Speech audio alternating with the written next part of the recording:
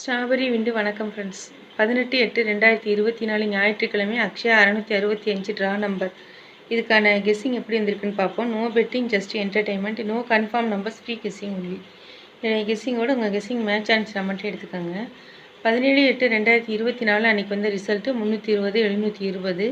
நம்ம board fix பண்ணதில் C போர்டுக்கு 0வும் ஆல் போர்டுக்கு 0 மட்டும் பாஸ் ஆகிருக்குது.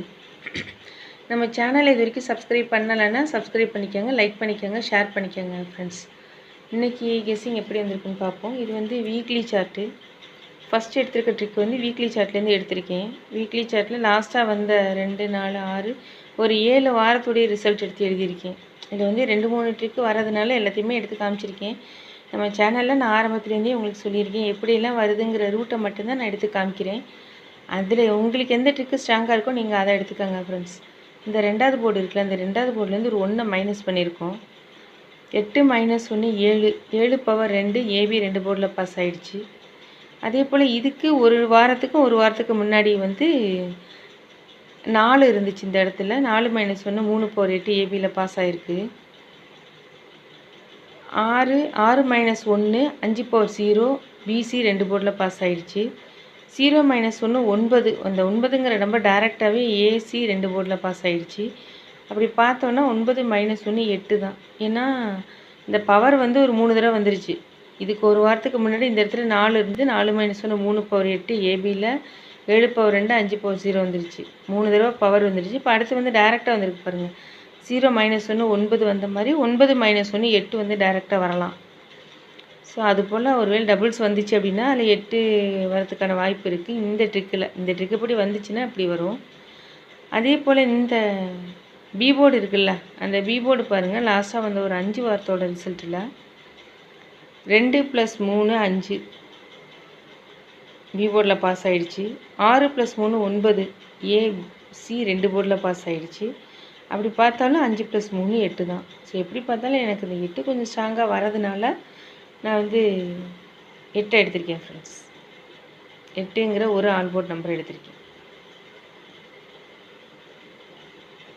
அதே போல் இந்த சி போர்டு இருக்குல்ல, இந்த சி போர்டை பார்ப்போம். 8 பவர் 3 சி பவர் பி போர்டில் பாஸ் ஆகிடுச்சு. 9 பவர் 4 சி பவர் ஏ போர்டில் பாஸ் ஆகிடுச்சு.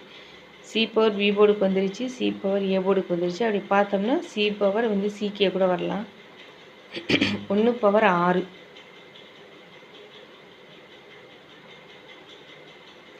இந்த ட்ரிக்கு படி எனக்கு சி போர்டு கிடச்சது 6.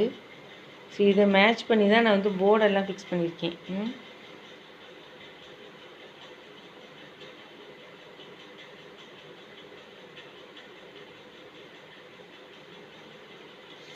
இதே போல் இது வந்து ரெகுலர் சார்ட்டில் லாஸ்ட்டாக வந்து ஒரு 3 நாளோட ரிசல்ட் மட்டும் எடுத்து எழுதியிருக்கேன். 9 பவர் 4 வந்த மாதிரி 0 பவர் 5 வரலாம். அதே போல் 7 பவர் 2 5 பவர் 0 வந்த மாதிரி 2 பவர் 7 0 பவர் 5, அந்த 7 5 கூட ரிப்பீட் ஆகலாம்.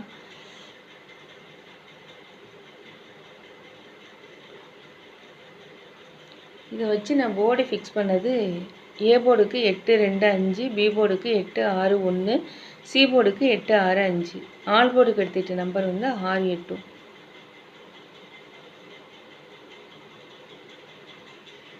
ஏபிபிசிஎஸ்சிக்கு எடுத்துட்டது 86 68 88, 65 56 18 81 75. ஒரு பாக்ஸ் எடுத்திருக்கேன் 586 இல்லைன்னா 7.